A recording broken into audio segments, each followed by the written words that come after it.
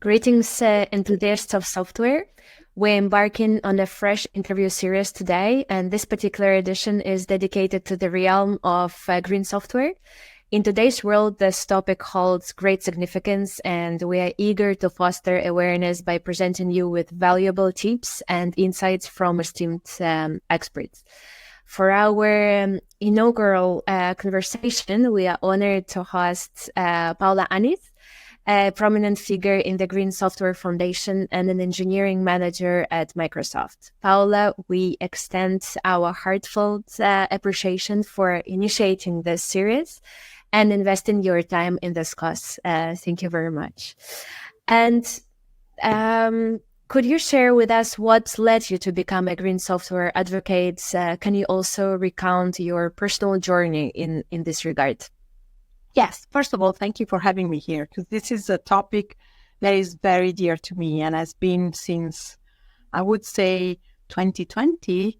And the beginning of it was, I clearly remember that time because I was, first of all, we were all in lockdown, and I live in a very polluted town in the north of Milan. So what happened was during lockdown, all operations stopped, and suddenly the pollution was not there anymore. And we were really shocked by having clean air, suddenly.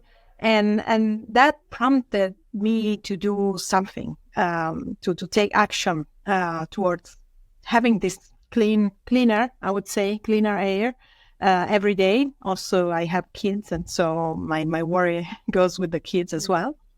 And so I started to research within Microsoft if there was anyone that was active in the realm of sustainability. And I found a great team,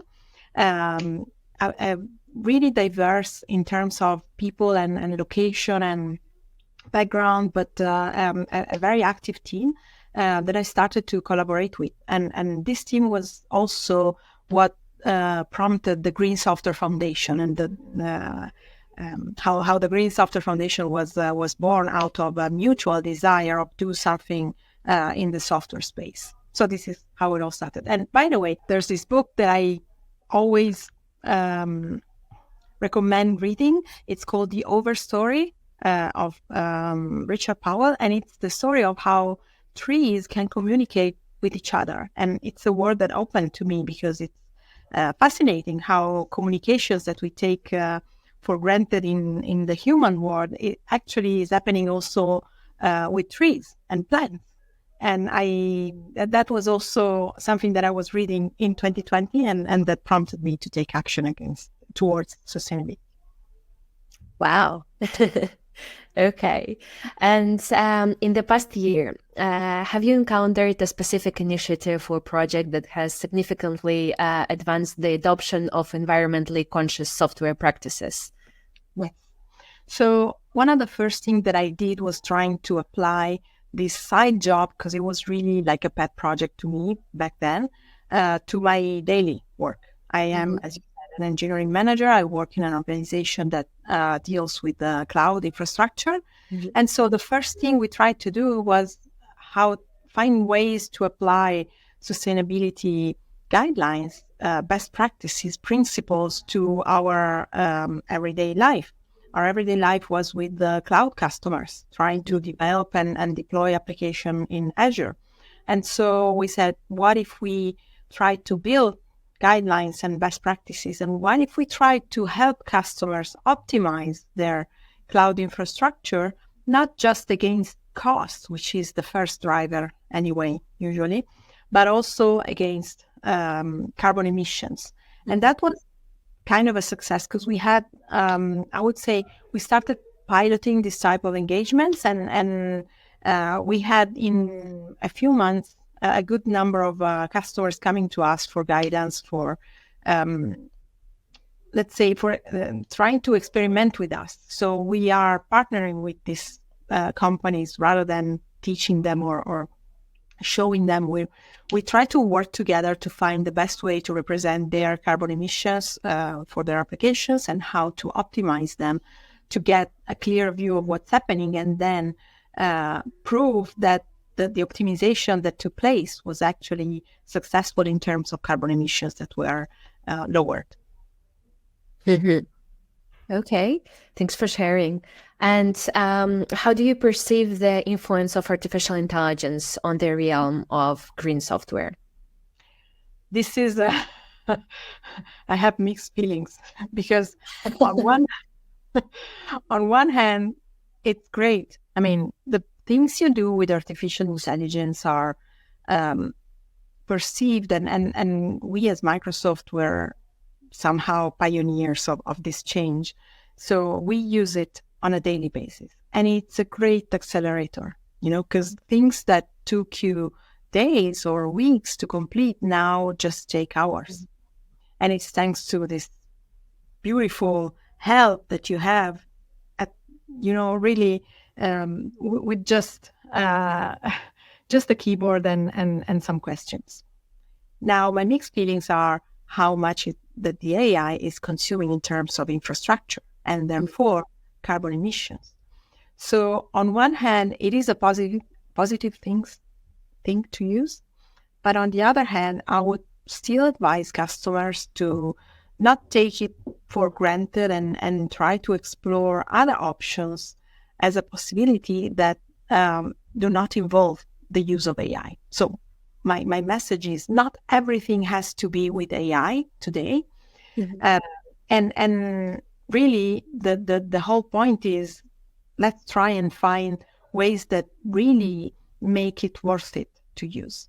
There was, for example, a very funny anecdote that one of my colleagues was always presenting together with Green Software. So they found out that there was a software to scan images and find cancer occurrence in medical images. This was a very complex software using AI and machine learning model to understand.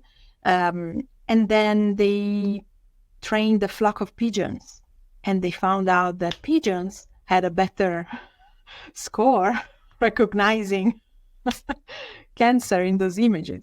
So that was really funny to see. And since then, we have this pun among us, which is pigeons, because sometimes the best way of doing stuff is not necessarily using AI. There could be better things to do with AI and things that you can do without AI that turn out to be much more performing and less consuming in terms of emission. Yeah, that's right. And so what insights or forecast do you have regarding the future of the green software movement in the upcoming year? So we started, as I was mentioning, we started back in 2020. It was really a bunch of people who were doing it for their own personal reasons, I would say. Then in 2021, the Green Software Foundation was born. And the original idea was to create standards. That's the first thing. And we're still not there, I would say, but we're getting there very quickly. So my insight is standards are coming and they will really change the way we do software today. Because once we agree on standards and measurement of carbon emissions in software, then everyone has an imperative to contribute to this cause, because up until now, there is a bit of confusion on how we should be measuring these carbon emissions, and there is no specific target that we should aim at. The target is individual. Every company would set their own target and then play it safe, because then no one can fail if they set their own target. But once we get to have those standards, and these are shared among, for example, all the cloud providers, Google has just recently joined the Green Software Foundation, and that was a very important move. That means that the standards are recognized and are, I would say, global for all cloud infrastructure. And it means that then we can really start pushing and putting OKRs and KPIs on people and teams and softwares and companies and third parties developing software that will be able to comply to those standards. Okay. Thank you very much for your opinion, your insights on this matter. And we can't wait to hear your talk.